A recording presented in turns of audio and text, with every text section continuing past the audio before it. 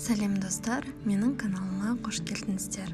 Бүгін сіздермен осындай өте әдемі болып шығатын сметаник жасайтын боламыз.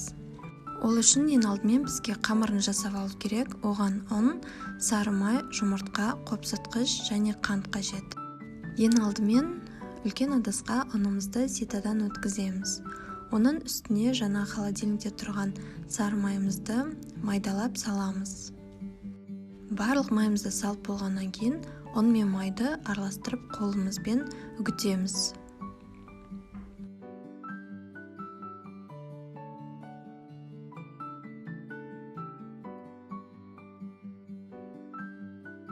Барлығын жақсылап қолымызбен үгітеміз. Ұн мен май бір-бірімен араласуы қажет. Енді оның үстіне жарты стакан қант қосамыз. Қолымызбен араластырамыз. Оның үстіне бір чай қасық қопсытқыш қосып, тағы да жақсылап араластырамыз. Енді оның үстіне бір жұмыртқамызды қосып, қамырымызды илейміз.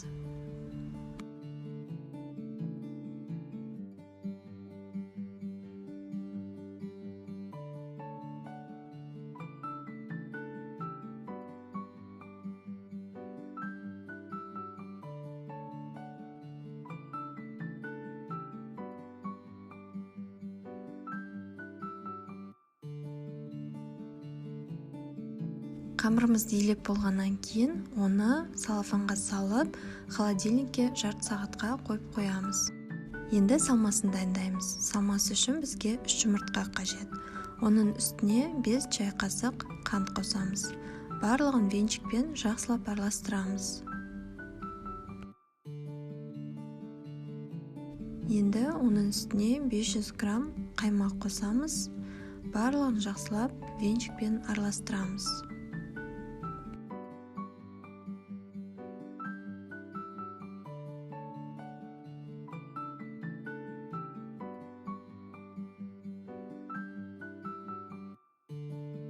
Салмасын дайындап болғаннан кейін, енді форманы дайындаймыз. Форманы сары маймен жағып шығамыз. Қамырымызды холодильниктен шығарып, формамызға қамырымызды сала бастаймыз. Видеода көрсетілгендей етіп жасап шығамыз.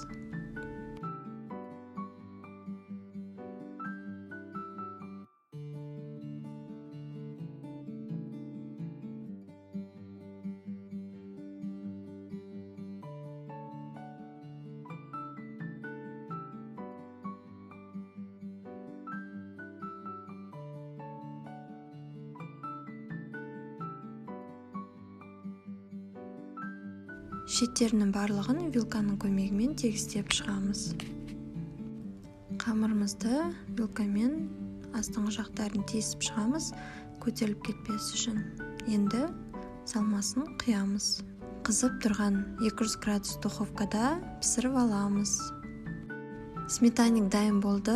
Жалпы 40 минут ішінде сметаник толықтай пісіп шықты. Суып болғаннан кейін бетін құлпынаймен әсемдеп шықтым. Осы рецепт бойынша жасап көріңіздер. Барлықтарыңызға ұнайды деген ойдамын.